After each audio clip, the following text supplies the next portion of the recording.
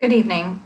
I'm Corvallis Advocate Editor Stevie Beiswenger, and co-moderating with me tonight are reporter Kara Nixon and publisher Steve Schultz.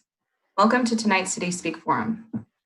CitySpeaks are presented by the Corvallis Advocate, which offers daily news online and in non-pandemic times, a twice-monthly deep dive print publication, along with live forums and storytelling nights. CitySpeaks are co-presented by the City Club of Corvallis, a volunteer-run nonprofit organization seeking to present a diversity of viewpoints and constructive dialogue. Our guest this evening is Corvallis's new police chief, Nick Hurley. Chief Hurley assumed the position on June 30th, taking over a department that is well regarded by many in our community, but at a time when policing is under scrutiny nationally. Our CitySpeak crew will be taking a short hiatus, returning later this month with candidate debates and our usual forums. Keep up on our site for details. Steve? Thank you, Stevie. Partial funding for these forums come from Peak Sports and First Alternative Natural Foods Co-op. However, we could not present CitySpeak without support from viewers like you. Please consider a subscription. Visit our site. There's $5 and $10 levels, and there's also the opportunity to offer an over and above donation. Folks, locally run news outlets like the Corvallis Advocate have become rather a rarity nationally, and community members willing to support these forums are even rarer. We are grateful for all of our current subscribers and donors, and we just want to say thank you from the bottom of our heart to those folks. And if you're not a subscriber, please consider joining the group that are helping to contribute to having a community-run news outlet like The Advocate. Stevie.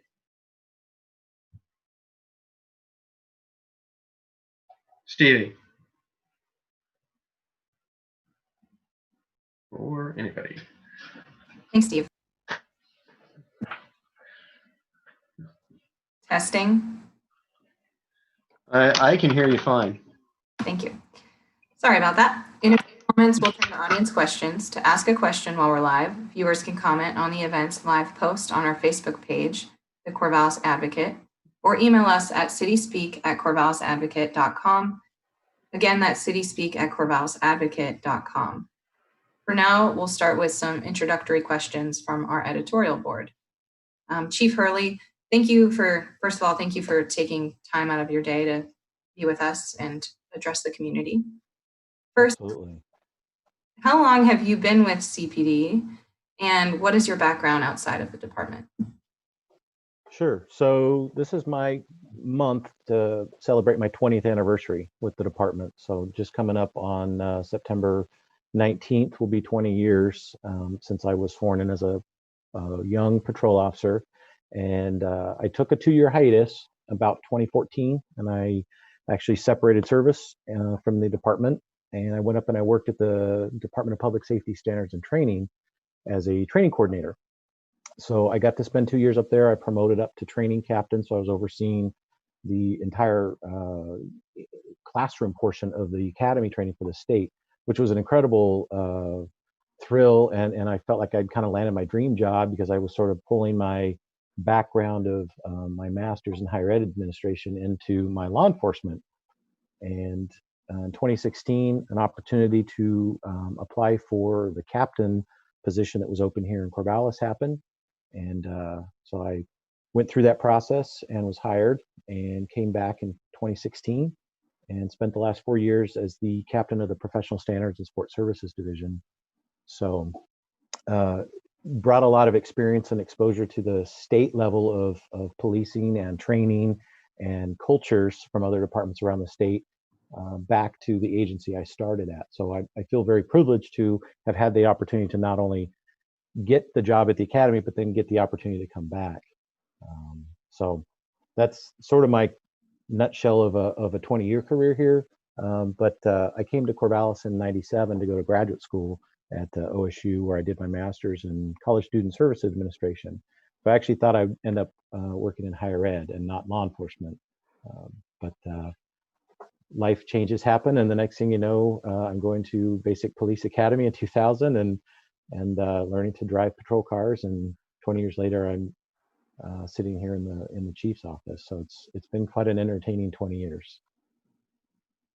Great. And congrats for the new position. Thank you. Second question, do you plan on following in former Chief Sassaman's footsteps by employing comprehensive background checks and diverse and ethical hiring and training? Well, first of all, I have some very, very large shoes to fill that Chief Sassman left me. And while I might have a few inches of height over him, he did leave me some big shoes. So I know right away the expectations that are put on me as the chief. And what I could say is that not only am I following it, but I'm continuing to grow that opportunity of how do we recruit? Where do we recruit? Chief Sassman was instrumental in getting our recruitment plans set up so that we were not just recruiting at law enforcement career days. We weren't just putting a help wanted sign out and hoping people applied, but we were actively going out and saying, you look like you were interested in law enforcement, and getting community groups through HAC or NAACP, any of the communities within our community to say, we need your help. If you're wanting to help us recruit, we're interested in the people that you're going to send to us. We're still doing very comprehensive background checks, and unfortunately, I had a really great candidate that didn't pass background today. There's too many things in that person's background that just little things that come up, and it was just not anything we can take a risk on. But I think that's what bringing me back. I had the opportunity to see the global and how other departments, and I'm not bad mouthing any department, but seeing how departments around the state operate, knowing we adhere to CLIA. So we are one of only 3 agencies in the state that voluntarily put ourselves through becoming an internationally accredited agency through CLIA. And we have been since '95. Albany just became accredited last year, and Washington County Sheriff's Office a few years prior. That's it. Out of 100 and some agencies in the state of Oregon, only 3 of them are willing to say, here's the 400 some standards that the International Association of Chiefs of Police, the NOBLE, which is the National Organization of Black Law Enforcement Executives, PERF, which is the think tank, and then the International Association of Sheriffs. So the practitioners, the thinks, and then the civil rights and diversity folks all come together and say, what are our best practices? What internationally are the best practices for law enforcement? And of those, which ones do we require to be met? Like, we don't have a jail. We do not personally have a jail. We use the Benton County Jail, so we don't have to worry about those standards. But all of the other entities, we do. So those are adamantly, we will not leave CALIA. It's ingrained, it's part of our culture. It's been here. There's only 2 employees left that were here prior to CALIA. So now it's, what are our requirements to do for CALIA? So it's a culture shift for some agencies as they realize, oh, we have to do things this way. But for Corvallis PD, we don't. I mean, it's there. So absolutely 100% committed to our high ethical standards, our hiring practices, our recruitment, our diversity. I'm very proud of our demographics as a department. Thank you.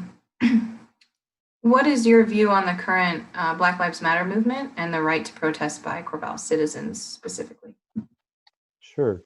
So, like any group that chooses to exercise their First Amendment, we at the Corvallis Police Department 100% support that. Why? Because I don't want my voice squelched. I don't want someone telling me I can't speak. So we've taken a very, I'd say, proactive but not visible approach to any of the demonstrations or peaceful protests, whichever verbiage you choose to use, where we've had people apply for permits. We've had people that have contacted us saying, hey, we'd like to have this grouping get together in front of the courthouse. So our folks work with whoever wants to contact us and say, well, here's some things that you might think about doing in order to avoid issues. Some of them have grown larger than we had anticipated, or I guess the organizer had anticipated. So my staff on duty are problem solvers, and they realize, well, we've got to do something to protect the folks who, I'm sorry, I'm having wardrobe malfunction here. There we go. I just got these new headphones. I apologize. The folks were spilling out onto 4th Street. at the end of the day, it was a peaceful protest. It was a demonstration. We didn't have any officers out there, but we started realizing we might have some issues as these cars are coming down 4th Street, which is literally Highway 99, as you know. And so our sergeant on duty and the officers decided, let's block 4th Street at Van Buren to protect the folks who are in the street protesting and demonstrating, so that we don't have any incidents of a car clipping somebody as they're trying to get out of the way. That was a challenge. I'll be honest. We had some people that were angry that we're doing that from both sides. I'm not sure what else we could have done, because we just don't simply have the staff. But we support 100% everyone's right to freedom of congregating together and freely expressing their opinions. That's what makes our country so beautiful. And we find that it's our responsibility to protect that right, not to squelcher or swelter it, which is why I think our response to the demonstrations and peaceful protests here in Corvallis have been very effective. Thank you. Next, what's your view on the unhoused camping situation in Corvallis, especially in relation to the police department? And we've done quite a bit of research into this. So by our assessment, there seems to be a lack of proactive resources or long-term solutions in general. Do you have any opinion on that? Well, I think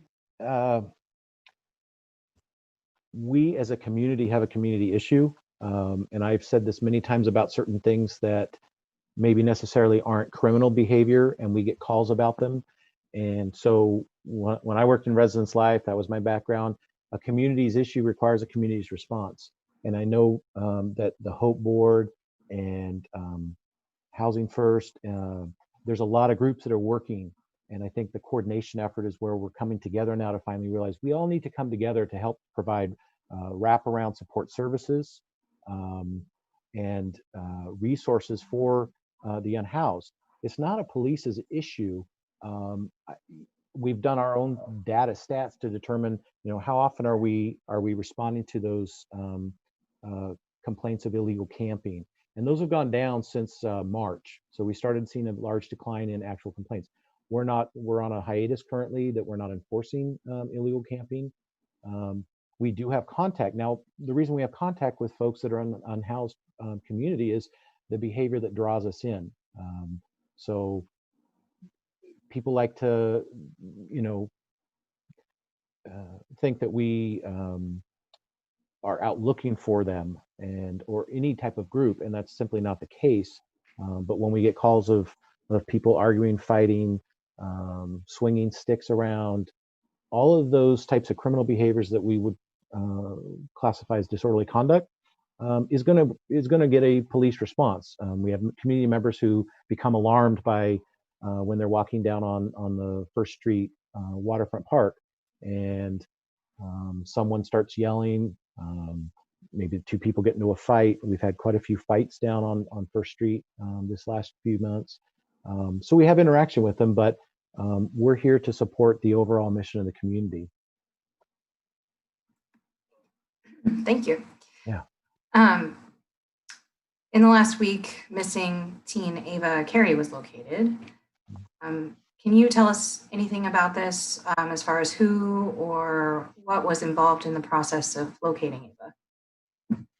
Well, I can't comment a whole lot right now, as it is still an active investigation. While she's been found, which is fantastic and absolutely such a relief to not only her family and the community, but our police officers and detectives and all of our local law enforcement partners and FBI, who spent hours and hours working that case. There's a gap of time that we're trying to figure out what happened. And I can say that we're working leads right now as to what took place, but we're not ready to release anything public just due to the nature of it.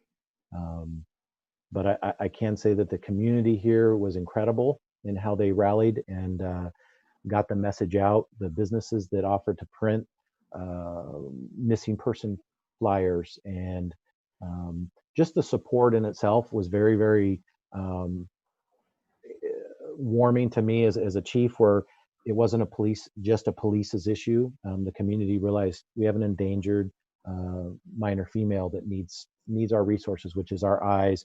Be on the lookout if you've seen anything. And so the response that we got was pretty impressive, to be honest, which is what we expected. I was here during the Brooke Wilberger case, so I was familiar with the community's response, but I was certainly not sitting in the chief's chair 16 years ago. So to sit here and have the resources brought for us, our federal partners, I can't say enough great things about the FBI and what they brought to the table. And then as our own detective unit and major crimes team from the local area, they worked countless hours.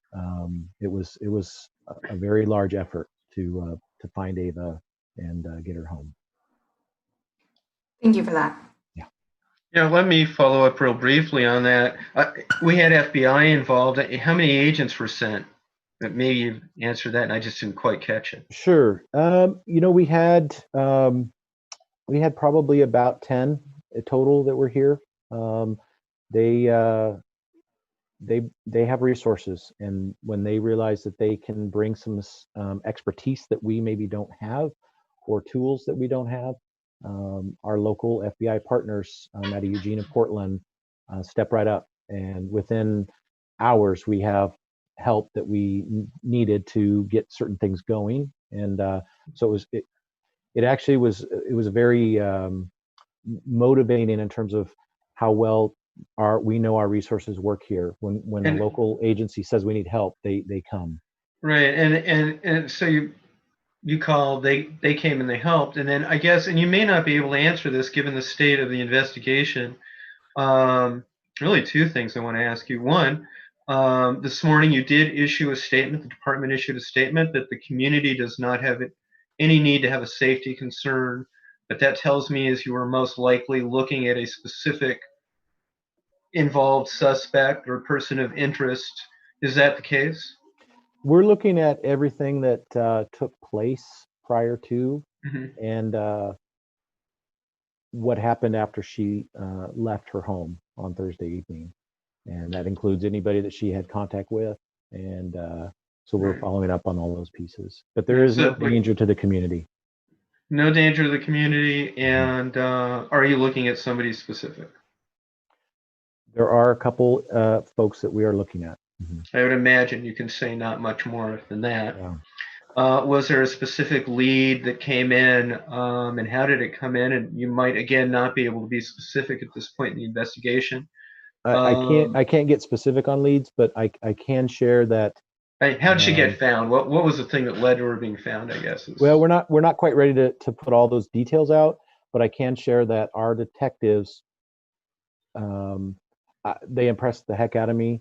They dug deep, and they found a little bit of information that helped us. And I know that the family, that the mother is publicly said she's very indebted to our department. But there was a lot of selfless hours late Friday night getting us to where we got to be on Saturday. So there was some good detective work there, led to a good lead. Incredible detective work. Yeah, and then no danger to the community, and there's some specific avenue being pursued in terms of a specific individual or individuals. Correct. Okay. If there was a concern for safety to the community, a public safety concern, we would absolutely be putting that out now. So I think it's safe to say that people are in no more danger than they were before. People always need to be cautious of their surroundings and things, but there's no danger. Thank you, Stevie. Thank you, Steve and Nick. Okay, I've got one more question, and then I'm going to toss it over to Kara. As far as mental health, what trainings do officers receive in terms of mental health intervention? And are there any plans to increase these kinds of trainings?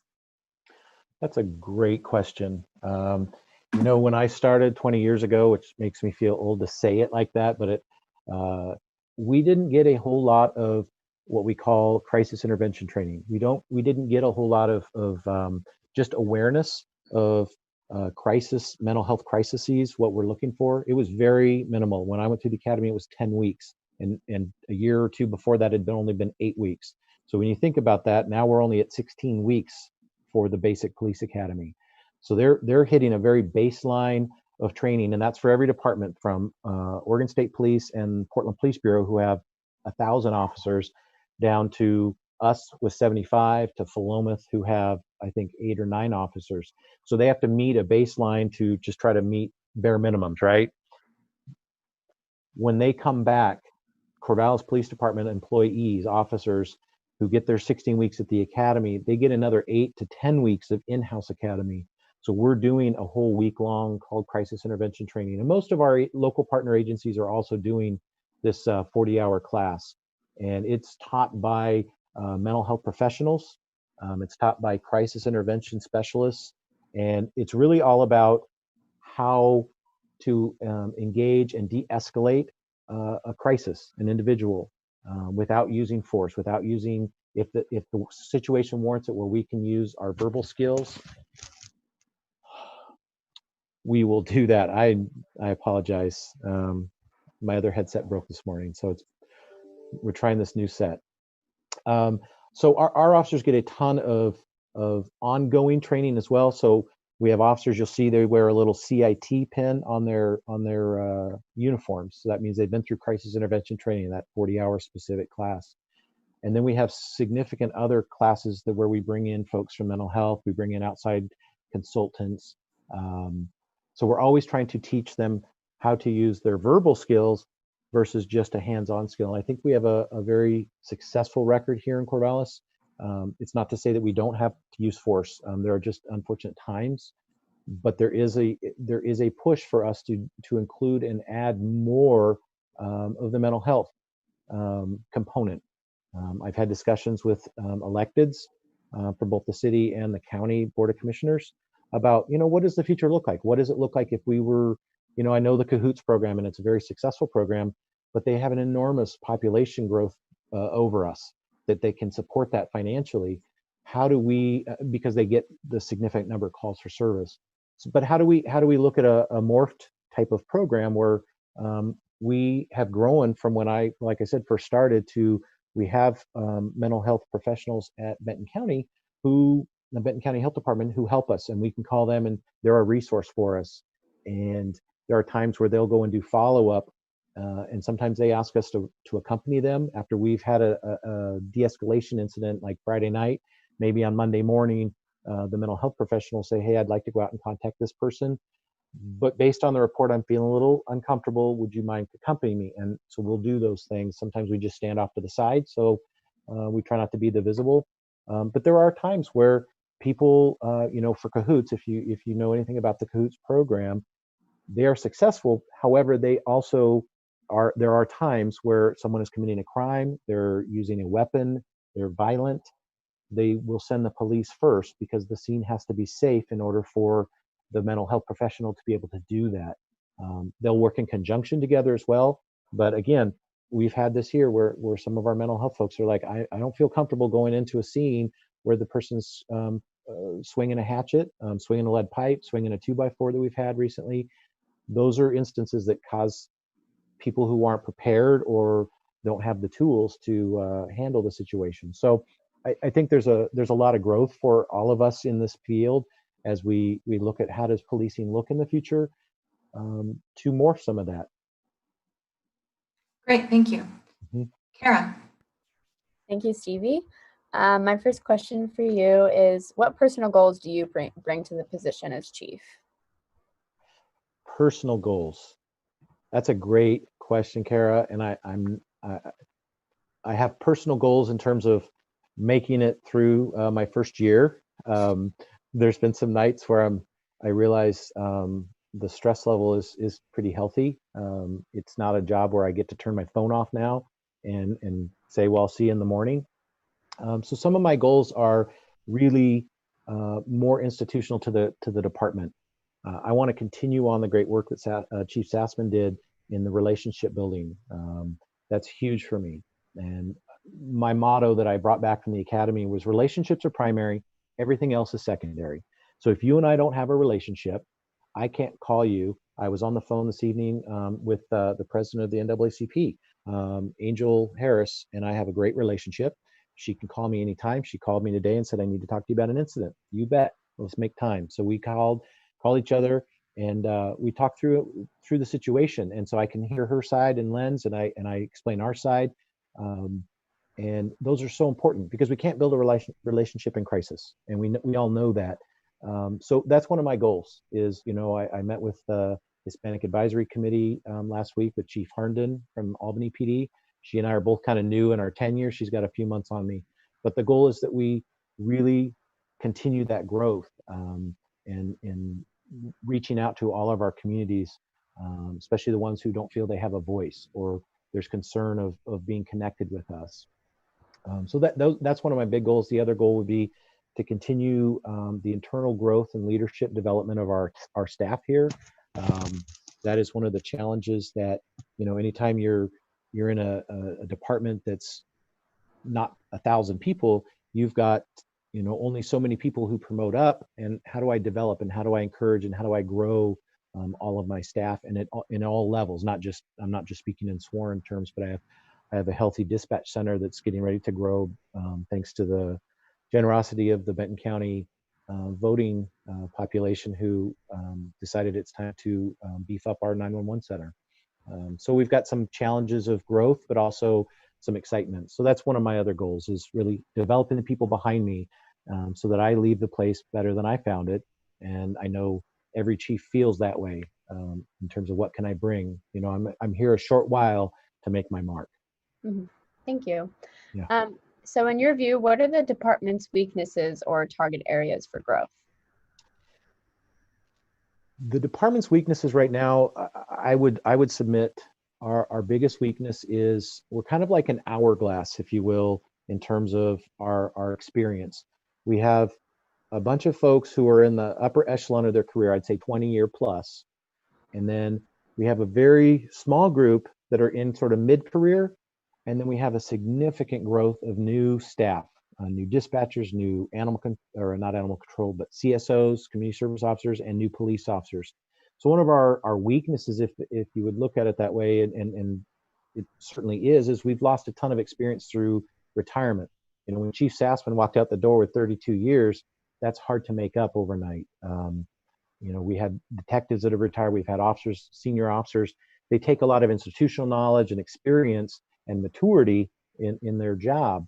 And so one of those things is trying to motivate and keep our young officers and new dispatchers and record staff motivated, but also understanding and imparting to our new staff what our culture at Corvallis Police Department is. We are not any other department. I can't speak for other departments. We don't behave like other departments just because our community has a different expectation of us. And that's one of the important pieces to me in terms of when I took the spot, was I knew that I was coming back to this internationally accredited agency that really values our relationship with our community. It's not just words. When I started, the Greek liaison program had just started. And so they picked about 7 or 8 of us officers and said, congratulations, you're now a liaison officer. Well, I had just come from higher ed, so I was pretty excited about that, to actually kind of blend the two worlds together, if you will.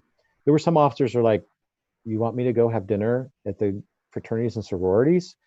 And the department said, yes, we want you to build relationships with this group of students. Okay, well, they let me run with it. And I got to where I sort of took the self-title of liaison coordinator, if you will. And we ended up receiving an award from the Department of Justice. I got to travel a couple times to present on our model that was all about building that relationship with the Greek students. So when there was an incident, there was that relationship I go back to and say, I can call the house president of whichever fraternity or sorority and say, hey, we're having an incident. We have an issue. I need to talk to you. And vice versa. They started calling us saying, hey, Officer Hurley, we're going to have a little function or a party tonight. And, can you call us if there's a noise complaint? Well, what it did was it alleviated us having to show up and be the heavy, if you will, when there's, 50 or 100 people at the house, when I could call and say, hey, President X, it's Officer Hurley, we're getting a loud noise complaint. It's probably time to call the night. Relationships work both ways because there wasn't enough of us on duty to always handle some of those larger calls. So that's some of the weakness, and just our growth that we're experiencing. Every time you have new growth, it's exciting and new, but then that changes a work culture. And so I feel that I have a very large responsibility to maintain our current culture and relationship with the community. And in doing that, I've got to make sure our new folks understand that. Thank you. My next question is, what is the department's status with the use of body cams? And if all are not being used or used consistently, can you please explain why? Sure. So body cam's a very interesting tool. We are currently at 50% of our patrol staff are wearing them. And the reason we're only at 50% is we're working in collaboration with our district attorney's office. If I just said, or if Chief Sassman before said, we're just going to flip the switch and we're going to turn all these body cams on because it's our ability to do it. We have the technology, we have the tools. The problem is when it goes over to the district attorney's office, he is not prepared staffing wise to be able to handle the amount. We're the largest law enforcement agency in Benton County. So if we did 100% overnight, he would not be able to handle the case and workload. So we're working in partnership with him as he's received some additional funding through the Board of Commissioners to beef up his staffing a little bit. And so as he gets more folks trained and on board, then we can start upping our numbers. Our officers like using the body cameras. It really does prove to be a beneficial tool for both sides to say, hey, it keeps us to do what we're saying we're doing, and as well for the community. But it's a workload challenge that we're in partnership with the district attorney's office and how we roll it out. Thank you. Yeah. So Oregon State University is developing its own police force. Have they contacted Corvallis Police Department about becoming a service provider, and how do you hope they will proceed in the future? So they did at one point. I'm not sure when. They contacted us back in December, and there were some discussions. We never got to a negotiation stage. We talked in concepts. Ultimately, we were never able to come to agreements on terms. Being an internationally accredited agency, being CALIA, and I know I've said it a few times, but it really does mean a lot in that we have to adhere to those standards or we would lose our accreditation. And we're not willing to jeopardize that. So if we take on work of policing on a college campus, we now open up that whole chapter, if you will, of the CALIA standards. So we started looking at them. We're like, well, that's a workload effort that is going to require our folks to train up on. We have to have policies written on it, and then we have to have somebody to track it. And so that was another stumbling block, if you will, in terms of our concern over taking on Oregon State University's policing. Now, what I hope for them is we are working with them. I need them to be successful, and they need to be successful. I had a great relationship with Chief Rodriguez. I look forward to working with whoever they select to fill the police chief's role there. But our 911 center staff have been working with their dispatch center staff to help them, because it only benefits the entire community of Corvallis and Benton County, quite frankly, that OSU gets their police stood up, and they are planning to be an accredited agency as well. They want to do it the right way. So that's a great thing for all of us. Mm-hmm. Thank you. And then my last question is, what community oversight is in place to assess the department and complaints that you guys get? And then can you touch on who chooses the community members and what exactly the process is? Sure. I'm just learning some of those pieces as the new chief. I have a department advisory board. Currently, because of COVID, we're on a sort of hiatus with all boards and commissions for the city. But I have a department advisory board, and the policing advisory board helps me if we're looking at a policy change, or if we're looking at new tools, whatever that might be, I take it to that group. I haven't done it yet. I've been with Chief Sassman when he does. They bring concerns, they bring ideas, they bring thoughts to us. So we have a very healthy discussion in those meetings, and that's a very important sort of temperature gauge, if you will, to help us. I don't need people that just love CPD. I need people that are concerned and want the best law enforcement provider of the Corvallis Police to be on that board. As far as complaints go, we have the police review board. So under city ordinance, it was established under Corvallis municipal ordinance. There's a police review board, and they hear all of any case that the person files a complaint on an employee, and we will do an internal investigation, and that includes the direct supervisor, and it goes up to their department, their division manager, and then it comes to the chief of police. And the person that complains has an opportunity to appeal if they don't like the resolution to the investigation, and they can appeal that to the board, to the review board. So the review board is made up of, I think it's 7 community members, and those are selected by the city council. They're the mayor, I believe, is who does that. It's not the police department. So it's actually an ordinance who selects them and appoints them to that board. And then we have a council liaison chair currently that sits on the board.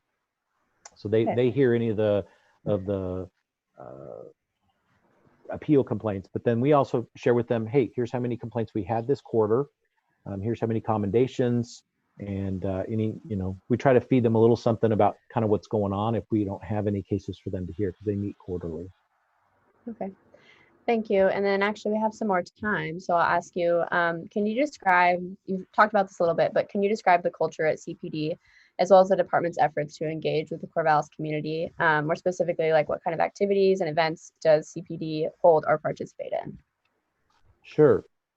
Well, kind of like I referenced earlier, the culture here is one of openness and acceptance, and I'm very proud of that. It's where I feel very comfortable to be and be myself here at work, and I know other members of our department feel the same way. So that's not something you see in a lot of law enforcement agencies. I think it's changing. When I started in '95, it was a little bit different culture, but you figure some of those senior officers in 1995 who were getting ready to retire started their career in 1970. So we've come a long way when you think about those growth years. But the culture here is one of very open and accepting. We have people who are absolutely dedicated to service to this community. We represent many of our demographics. I'm very proud of our demographics to meet the different communities, and we have people who speak different languages, so that helps us in terms of trying to make connections with our community members. And it's one that people really want. They get here, they realize we are a good department because we treat people well, we treat our communities well, and our goal is to be connected with them. And it's not an us versus them mentality. We talk about the guardian mentality. We're not the warrior. We are truly here to protect your rights, protect other people from bad actors, and then we want to create a community where people want to be, and not only be safe but feel safe. Mm-hmm. Okay. So what kind of activities and events does CPD hold? Yes. So we have 2 volunteer groups. We have a cadet post, and then we have an auxiliary post, which are members of the community who are volunteers who've been through the Citizens Police Academy or the Cops and Robbers class. And they help us do a lot of crime prevention. And then we also have the Community Livability Unit, which is made up of officers and a sergeant. And their sole focus and job is to build these relationships, to go out and knock on doors. They do a ton of work in the well, unfortunately not as much this year with COVID, but normally they're up working with the North College Hill Neighborhood Association and the health department and OSU representatives, and they're knocking on doors and they're trying to make connections with the community, the new students that are going to move into that community, and say, hey, here's our values, here's our community standards, and we ask that you try to abide by these because we live here as well. So we do those types of events. We have the Cops and Robbers class, which is a phenomenal way. If you're curious about law enforcement, you're not sure about us, you can apply and go through. It's usually a 10-week course. And you also get an opportunity to drive a patrol car and see what that feels like. You get to go through a conflict simulation where you put the gear on, and we send all of our detectives and officers. We send people in to, so you're not just hearing from the chief, you're hearing from the actual staff who are doing the job, from a dispatcher talking about what it's like to answer 911 phone calls in the middle of the night when someone's screaming for help. So it's a really good class. So we try to make that connection that we're humans. Here we are. Here's our job. Then we also have we do a lot of coffee with a cop. Although I think we're talking about doing a virtual coffee with a cop, maybe just trying to be creative during COVID. And then we do fall festival. We have booths at those events and health fairs. So we try to do as much as we can to get out into the community. Many of us are on. There's a few of us right now that are on boards throughout the city for nonprofits.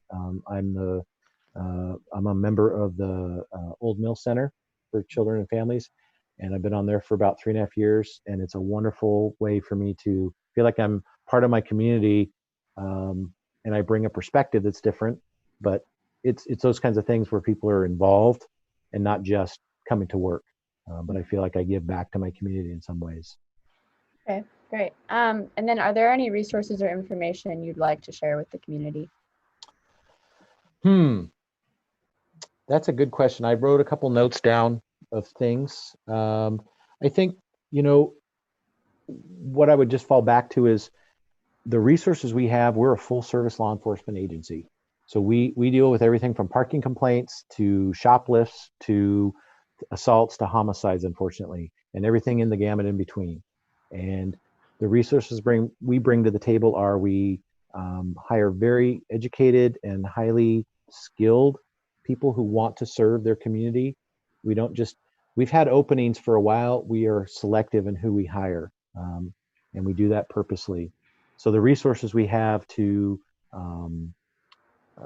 try to be full service. We're trying to be transparent with our community. So we've got our online footprint, our digital social footprint with Facebook and Twitter. We're working, apparently we're behind the times, but we're going to get an Instagram account going because we're learning that there's a whole new demographic that are younger than me that don't use Facebook apparently anymore.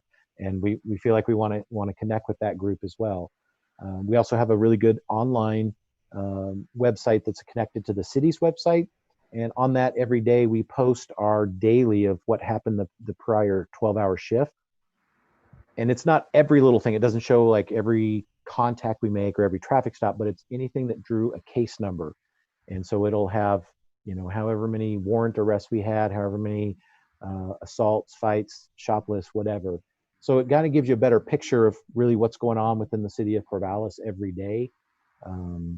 And so we're trying to do those things as a way to just educate folks about the busy community that we live in. We have a lot going on with the university and a thoroughfare going through town. So we're just trying to give everything we can so folks understand who we are and why we're here for them. Thank you. We'll now turn to audience questions. Steve? Great. Thank you, Kara. So this viewer, and then I'll turn back to an audience question that Kara will present, but this viewer first makes a statement and then asks a few questions.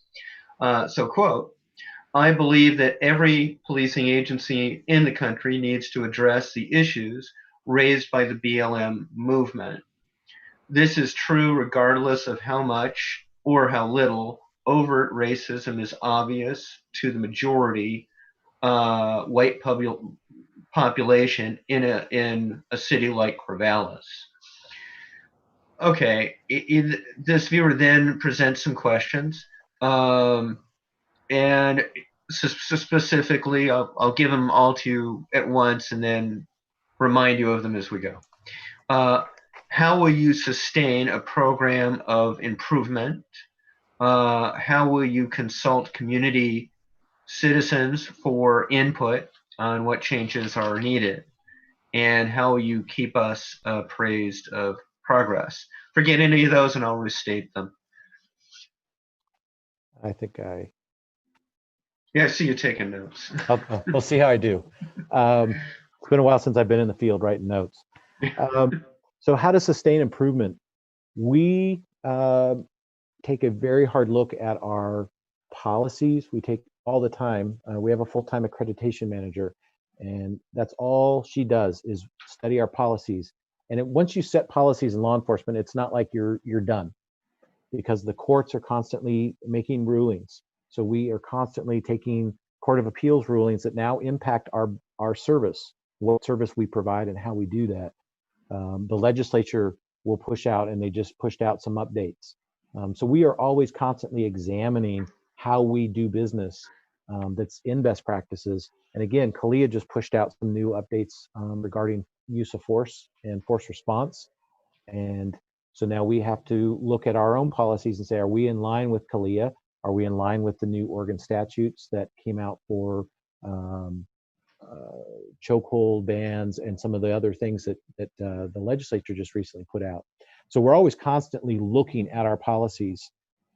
The input, I would submit that I kind of talked a little bit about the police advisory. And then I'll intersperse. I think I actually missed one here. What steps do you intend to implement to initiate an effort? I guess is another part of that question. Sure. So, go on. So yeah, so we have the police advisory group that's been around for quite some time. And I'm going to throw Chief Harnden a big help.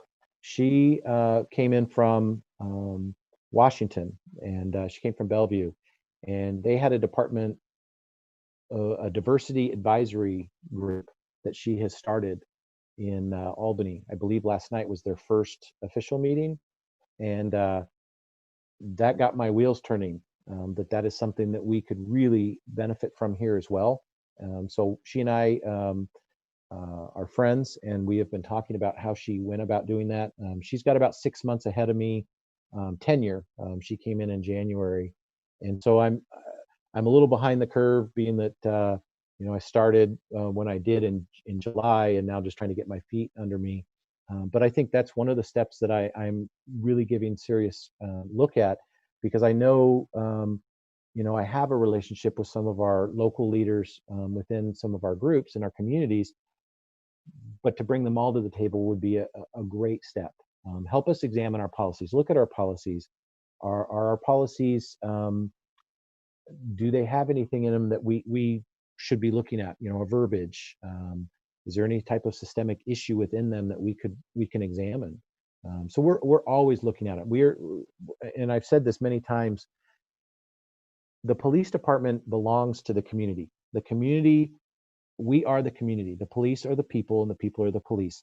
And if we don't work together and say, well, how do you want to be policed? How does a police department operate? Then we're not effective, because people don't trust us. People don't want to get near us. And I think that's so important that we have the community as part of our policy. We have the community as part of our procedures. How do we do things, or what do we not do? So I would submit that is part of it. And then the progress update would probably stem from both the boards, the diversity board, or the police advisory, but it would also be stuff that we're putting out constantly. We're really trying to ramp up our messaging through Facebook and Twitter about what we're doing and how we're doing it. But we're always open to people coming and working with us. We've worked with Dr. Gottschall from the ARC, and working with him on how do law enforcement interact with people who have autism. And that's a very important piece in our community, and yet it was a piece that we were missing in some of our training of our officers. So rather than telling him, we're the police and we got this, we said, come in, John, come help us. And he brought in Diana, their executive director, and we created some training. We've worked with them on this communication card. So it's that collaborative effort that if we're not sitting at the table with you, then of course we're not going to be policing how we should, and we can't be experts in everything. So that's like an example of the things that we have done in the past to try to bridge gaps with community members that I don't have the knowledge that those folks do in their area. So I need them to help me in terms of what I'm going to train my officers on. So I'm seeing that there's a possible commitment to create a community diversity group, implement from there, keep people apprised, social media, and through, I'm assuming, publicly available reports. We also be sending out packets to press so they can inform their audiences as to how CPD is doing in these areas. Mm-hmm. Absolutely, and I would submit that I think we do a pretty good job of trying to share. Here's everything that we're doing. Here's what we're working on. Because we don't want it to be a mystery. We're not trying to be a secret agency here. Come in, talk to us, meet us, come to a coffee with a cop. I mean, I've had some great conversations with folks who just come up and want to ask me some very basic questions about law enforcement. And I've had some that have some very difficult or pointed questions, and those are okay. I don't have all the answers, but I'm certainly working towards helping them in what we're doing. Now I'll kind of bridge over to another question that's really come in from more than one viewer.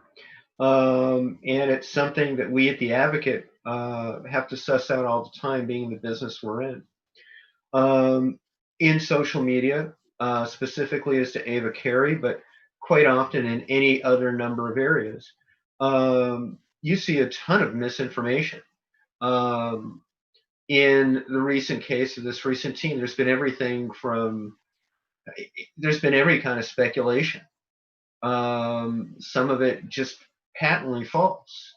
I remember Editor-in-Chief Beiswinger and myself looking at reports out of Seattle during the BLM protests there that were coming from actual news media that we knew couldn't possibly be correct, and turned out not to be. Other staff members pointed out to me stuff they were seeing in social media in other areas of the country, just shocked at the things were not being corrected.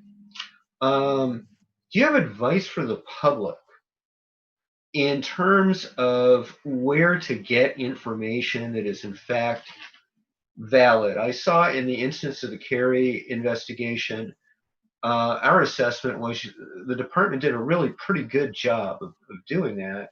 Is that going to be more of a focus going forward? And what else can the public be doing to stay informed? Because not everybody's looking at the CPD site every day. Mm-hmm. Yeah. So yeah, that we became aware of a couple of those instances where there was some very damaging and quite honestly just horrific posts that were so false and inaccurate. And so we're then trying to respond to all these inquiries now that are coming in. Is this really true? Is this true? And we tracked down a couple of them and told them, you've really created a community. You hit a very sore spot. That was very, very poor judgment. And what I've told my PIO, my public information officers, we have to be the source of our information. We have to be the source of the story. And thankfully, knock on wood, we don't get these big cases all the time where we're needing to sort of feed information out there. So it's not maybe necessarily our practice, but it's now been an experience that the new PIO has had where we've got to be putting information out on a timely and regular basis. So we watched our telematics on our Facebook and it spiked. Our Twitter following spiked after she was reported missing. And a lot of agencies that I know have had that after a significant event. All of a sudden, people start following their Twitter account or their Facebook account so that they're getting that information. And so we have to trust our local news source, and we have a good working relationship with you and the Gazette Times and Democrat Herald. But at the same token, if we're not getting it put out, you don't have that information.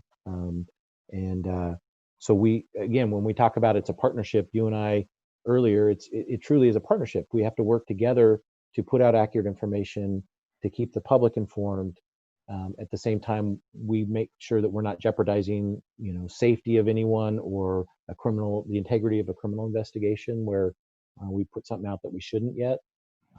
But in those instances where there's an active case or an active scene, like the Foster Farms incident, what was it, a year ago, we again saw a spike in our followership of Facebook and Twitter, where they Sure, were. and I think the questioner, and we too, to some extent, how can the public suss, frankly, a post that is quite possibly accurate, or more likely accurate than a lot of what they're hearing otherwise. I mean, it's just, you see posts constantly for things you just know aren't true. Mm-hmm. What do you do personally to kind of help yourself suss out when you're looking at something that's more likely to be factual than something else? For me, if I'm really curious, I go to the department web page, homepage, and try to see if they put out anything. I have friends all over the country who are law enforcement professionals, and sometimes I'll hear on the news something that happened, and rather than going to their local news source, I'll just go to their Facebook or their Twitter account to see if they posted anything. Because for me, if we're putting it out, one, it best be accurate and legitimate, but it's we own it because we're the source of that story. If we're the ones putting it out saying the investigation's continuing, we're still looking for leads and we're still working this case, as opposed to a news source puts out CPD still working the case, they've got a couple leads or they don't have any leads. Again, you got to go to the source of the information. And then how do you suss out a news source that's getting it right from one? I know, and in some ways, I'm asking you a leading question. I kind of know the answer to this, obviously. It's all in the attributions, right? Correct. The news source says, quote, a press release from CPD said, versus speculation, Mm-hmm. right? Right. You can probably more rely on the non-attributed news story is the one I would be concerned about. Yeah. If it's not something that was visual, observed by the reporter themselves, maybe they had the camera right there. If it's not according to this news source or according to this public information officer or the city's PIO, whatever the case may be, I think that raises a good question. And then you see something in Facebook groups and it's just rumor. I mean, mm-hmm. Probably best to ignore that, isn't it? If you're a news consumer? If you're a news consumer and you want accurate information, I would submit that you go to a trusted news source and not Facebook, because that's unfortunately where some of those had started. And they go to a trusted news source that they've felt like they've gotten reliable news information over the years, or they go to the source. If it's, the city of Corvallis, we have a whatever incident, go to the city's webpage and our public information officer. So you had to pursue some of this misinformation. I mean, that sucks up resources at a time when you need your resources. It did, but we felt it was so important to get those folks to understand what they were doing. Right. Oh, of course. And I just, I guess that the point that I'm looking to address is that if folks are more careful about what they post, it helps you to keep your resources focused. Yes. Mm-hmm. Absolutely. Okay. Kara, I'm going to turn it over to you. Okay, so for this question, the viewer is referencing in 2018, Benton County undertook a comprehensive review of the county's criminal justice system. And this is what they said, quote, "The final report identified the need to improve prevention services, jail and court facilities, inmate rehab services, staffing, and program evaluation practices." And they're just kind of wondering, seeing that these things need improvement according to that report, what are your views on the best way forward? And how do you view the role of pre-arrest diversion and crisis intervention services that can address substance abuse and mental health crises? Whew. I know that was a big question. Well, The criminal justice assessment is in the next phase from the 2018 portion, and I'm an active member. I'm working with Commissioner Ojero and the other members for where we're at in the process. And I think we're at a very good spot as a community because we have brought and we're still bringing these meetings together of all of the folks that you mentioned in terms of wraparound services, mental health services, housing services, addiction services, all of those pieces. We know we, and I said it in the in my news article with the Gazette Times a couple weeks ago, was we can't always arrest our way out of a problem. There are times where we don't have a choice. We have to make arrests based on statute that's a mandatory arrest situation. But there are other times where there are other resources that maybe we can fix the issue and not see this recidivism, see the act occur again. So I think the path that we're on is a very well planned path. Then let's just try to create a new criminal justice system. We're actually pulling all of the right key players to the table and saying, what area do you see and what do you need and what can you bring to the table? Because at the end of the day, the researchers that helped us with the phase 1 there in 2018, the result was you can't build an enormous jail and just put everybody in that and call it good. But you can't live without a jail and think that everyone is going to go through all of these services and not reoffend. There has to be the balance of all of the services, but the teeth of the fact that if there's no other option and you're not willing to participate, that there's still somewhere to remove you from causing the whatever the issue is in the community. So the research is supported that, but I think Benton County is taking a very, very cautious and progressive look at how do we provide law enforcement services and criminal justice services as a whole. I know there was one other part in there, and I'm trying to remember. The part about crisis intervention services that can address substance abuse and mental health crises. That part. Mm-hmm. Yeah. Yeah, and I talked a little bit about that, where we've had conversations about what would it look like for us to have potentially an on-call mental health professional that's 24/7. There's always one on duty. It may not be the same as the Cahoots model, just based on our population, of about 100,000 for Benton County, whereas, they probably got 400,000, 300 and some thousand down there. But we could certainly look at different avenues and ways to address the crisis in the moment. And those folks that are specifically trained in addiction and mental health services, the officers can help squell the violent, if there's a violence or anything. If we don't need to go, then it is a mental health call. I think some of it has been a response over the years. It's morphed to, well, we don't have anybody to call. There's no resources, so we'll call the police because at least we know they'll answer the phone and they'll send someone. Because we didn't go to these as significant as we do now 20 years ago. So I think there is some very purposeful resources and research that the CJA has done and is doing to where do the funds and resources go, and how do we handle those. All right, thank you, Steve. Thank you, Kara. So questioner is referencing what the questioner believes what used to be a robust response to gang tagging graffiti, I suppose, and is noting not response right now, and believes that this sort of tagging has expanded lately and could potentially be associated with the expansion of homelessness. There's a lot of questions in there. Is there an increase in graffiti or tagging? Does it have to do with the expansion of homeless members of the community or unhoused members of the community? And also, is there an effort underway at this point?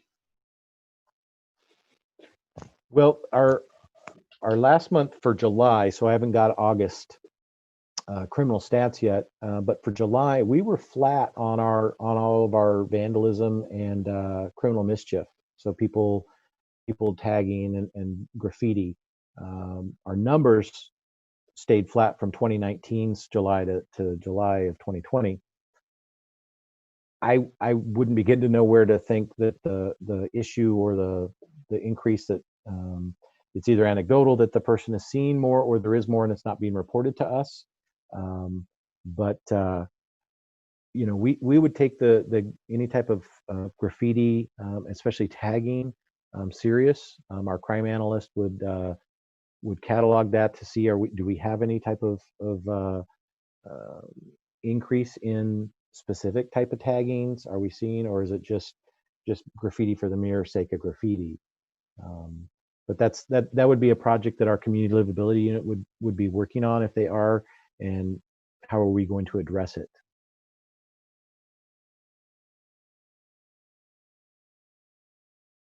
You done mute. Excuse me. There was at one point, and I think you could probably deal with this one quickly. There was a rumor that homeless individuals were involved in abducting Ava Carey. You have any answer for that at this point? Rumor. Yeah. False. Thank you. Yeah. That, again, I think that was part of the fake news that was put out there. No. Okay, and then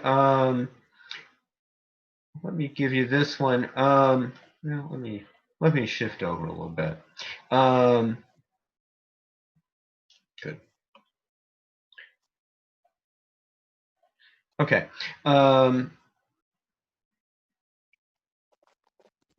So this is really about trash and what is perceived as trash from the homeless community. And if the police force is one, I guess, responsible for taking care of the trash left by the homeless community, and if so, this person wants to volunteer to help with that trash. And I'm going to expand the question as a moderator's prerogative in a minute. But from your sense of it, is in fact the homeless community creating trash that the department is needing to deal with, and or what agency does deal with that? And if somebody wants to help out, where would they go? Sure. So just any of us who live are going to create trash, and we all create trash. But if we have a home that we live in and we have receptacles that we put it in, for our unhoused folks, they don't have that.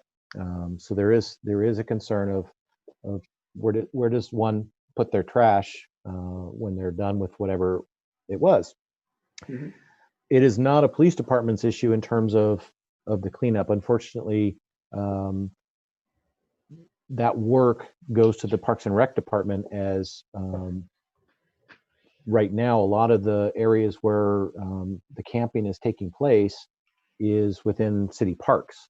And so Parks and Rec division, they have a couple groups who have done volunteer cleanups. I can't think off the top of my head the name, but they got together and they got some dumpsters, and there were volunteers that went out with some of the Parks and Rec staff and cleaned up some of the refuse that was left. So there is ways to get involved. I would suggest those who are interested to contact the Parks and Rec department, in that they would be the ones that are organizing or in coordination with some of the volunteer groups who have done that in the past. Okay, and then totally different subject. We may return to homeless in a moment. This is actually from one of our editorial board. Wants clarification on the body cam question. So are you saying that the DA's office reviews every body camera, and that's what the program is slow to roll out, building capacity for that? Or is it just that even the caseload of dealing with footage that is associated with charges is really creating that overload. Sure. It's a combination, I think, of both. Right now, Oregon statute requires a district attorney, when they're getting ready to um, charge a case and take a case to court, they have to review all evidence that's presented to the case. And if you think about, two officers that were there, they had a body cam on, they each got an hour of the incident, different angles. In theory and in practice, because District Attorney Harrelson has a very professional office that follows those statutes, it takes them a significant amount of time to review and document what they observe in the body cam footage. The increase in his staffing is to get what he's calling a media division, if you will, where they will actually take the cases and they will review the footage as legal aids to attached to the criminal case. But some of those cases where 3 or 4 people maybe show up to a fight, and now I've got 4 hours of video, or even if it's a half an hour, now I still have 2 hours of video that the district attorneys have to review, and that's on top of all of their other cases they're carrying. And at some point, the tipping scale is they don't have enough time, so they have to triage which cases they're able to put forward. So it's really kind of the slow boil of the frog in the pot, if you will, where if we just drop that frog in, he's going to jump out. And so we need to do a slow and methodical, coordinated effort, so that the victims of the case that might get dropped or pushed out and not even dealt with doesn't, because he didn't have the capacity to handle it. And then this question has got a few parts to it. It's a long question. The email's definitely got word count to it. So I will do the best I can with it and struggle with it a bit. So in the first place, the questioner is concerned with that all departments seem to be, in the questioner's view, lumped all together and being for criticism nationally, and that there's not a distinction between departments in terms of better run versus less well run. And if you have concern about all departments being lumped together like that, is that a concern for you? And what do you think? What do you think of the question? Well, I've heard it before. I've heard that very same question before, and I would. It's like anything. It's a school district. It's a college. Is one college better than another? And what's their reputation? And so when I think about being lumped in with all departments in this country, I do take opposition to that, because we are not all departments. And part of that comes from the trust that the community has in us to understand that we do things differently. Have we had hiccups? Absolutely. But we own them and we correct them. But I would argue that we are doing it right when it comes to sitting down with you all and having these conversations, and opening ourselves up for CALIA inspection every 4 years, where we have independent auditors we don't know that come here and turn us upside down and say, nope, you're not doing that. You said you're doing that, but you're doing this, and you say you're doing it. All of those come with trust. But if we just get lumped in with departments across this country who do not adhere to high standards, they do not do the continuing education and training that we do every year, and they just hire, for the lack of a better term, a warm body to fill a job slot, you're going to get those results that unfortunately we see in the news. So I would say, yes, we are not every department, and we want you to join us and learn about us before you maybe make the assumption that we're not doing the right things. And if there's ways that you feel we could improve, again, we all have bosses. I answer to the city manager, and we report to the city council. So if people really don't feel that the Corvallis Police Department is doing it right, there's always a way for grievances to be aired. But I would offer to please get a hold of us and come see us and let us share with you what we do and how we do it. And then, along those lines, and little moderator prerogative here, I'll kind of add this in. PPB, Portland Police Bureau, is not CALIA accredited, yeah? Correct. What's your assessment of what's going on in Portland? You're going to go there, aren't you? Sorry. I'm kidding. You know what's coming, though. I did. Well, like I said, I'm not going to badmouth another department, but I think, there is definitely a culture within each department that is created somehow, and it's reinforced. And I think when I look at Corvallis and what we have created over the 20 years I've been here, and we've always had a positive relationship with our community. We've had little hiccups, but for most of the part, we have answered the call. We're there. We're at the table in discussions. We want to be a part of our community, and I don't think we're seeing that in all departments. And I think it's time for different tactics in some regards. I think some folks were like, "What do you mean you don't have people out at the courthouse? There's people demonstrating." Yeah, they're demonstrating and they're exercising their First Amendment rights, and that's okay. We don't need to be out there, and so that was our stance. So I would submit that every department has their challenges, and some of it's the makeup of the community or the reputation that department brings. I certainly won't badmouth the department, but I would just throw out Corvallis in that we hire really intelligent people to make good decisions when they're out in the field. So I can go home at night and I trust that the staff that's on the road tonight make good decisions. They make ethical decisions, and they work within the confines of the policy and the law, and that they're serving for the right purpose. And then this questioner also, I'm going to quote here. Questioner's words, not mine. I believe we make a terrible mistake today, lumping all people in groups, then judging them as a whole. We kind of discussed that.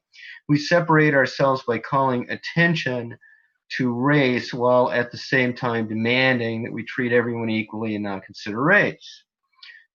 Okay, so there's some preface, and goes on to talk about police seem to be crucified no matter what they do. Enforce the law, not enforce the law, making split-second decisions. I think you're aware of where this person is going to. And it really ends the question that apparently whether you arrest or approach a suspect, you are damned if you do and you are damned if you don't, in the view of this particular questioner.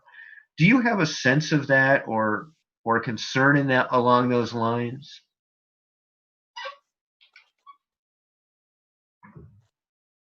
Nick? Yes.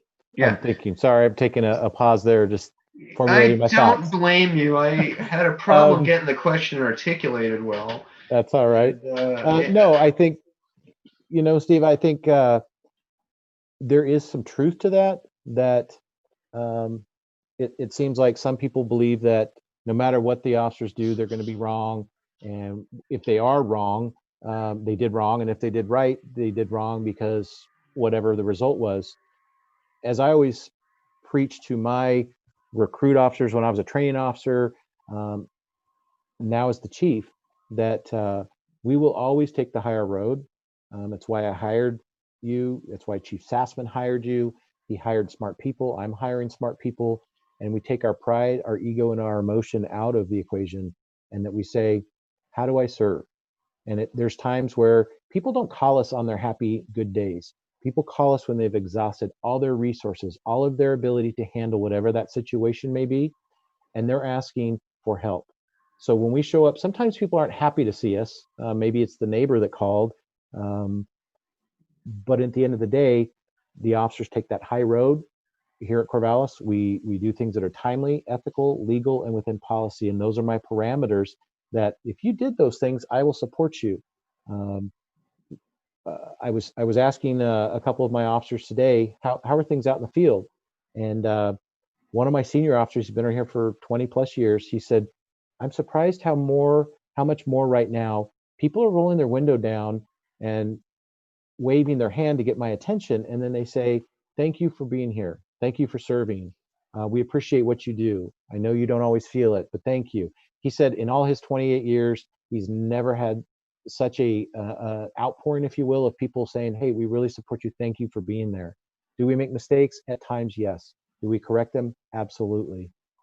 But the officers, for most part in this city, feel supported by their community. And that's a huge feeling to know that you come to a place to work where people want you. Even though at times there's maybe calls for service we arrive on that people don't want to see us. And I get that.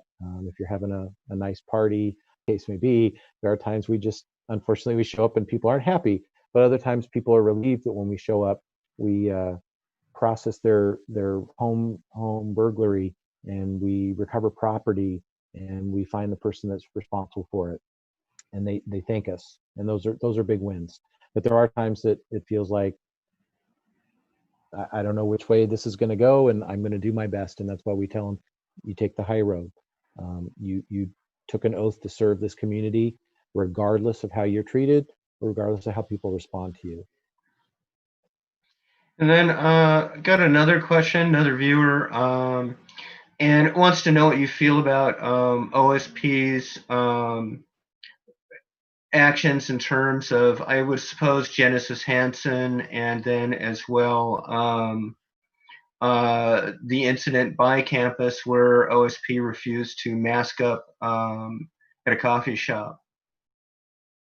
What's my take on that? Was that what you Yeah. asked? Well, we learn from our mistakes, and we grow from those instances that can be a hiccup in some regard. And we were part of that incident. There's still pieces of that we aren't talking about right now, just based on some things. But we have had meetings with the NAACP. We've had meetings with Genesis, and to talk about our perception and our response to that. The coffee incident, all I can say is I'm glad that they were wearing a different uniform, because I got a lot of emails and phone calls from people demanding I fire them, or that they should never work here again. And I'm happy to say that they never worked here to begin with, so it made that very easy. And I think it's a reminder to all our staff that you represent something bigger than yourself when you put that uniform and that badge on, and you don't get to have that type of personal opinion when it comes to a directive from your superior. And in this case, the governor said, you shall. So again, I don't want to badmouth another department, but I'm proud to say that our officers are exercising good social distancing and masking where they can. And sometimes I see them driving around with their masks on, and I'm like, that's great. They're taking it serious, that we are also protecting our communities by not coming into contact and then taking it to someone else. Well, with that, Nick Hurley, I want to thank you and welcome to the new position. Congratulations. Thank you. Thank you for taking time to answer what sometimes were not the easiest questions. My pleasure. You kind of hung through. You did great. Kind of winnowing through and being forthcoming. I really appreciate, of course, the forthcomingness. Other than that, for those of you viewers that are not yet subscribers, please do consider subscribing and joining those that are contributing. Advocate staff, we will need a minute after. Stevie, I got your text. We'll need still a moment. With that, Stevie. Thanks, Steve. Also, I want to say thank you, Nick. I agree with what you said. I really appreciate you being here tonight and addressing the community. Thank you, Kara. Thank you to all the other Corvallis Advocate staff out there. And of course, to our supporters, Peak Sports and First Alternative Co-op, and to all the viewers out there watching. And with that said, the City Speak is adjourned, and good night.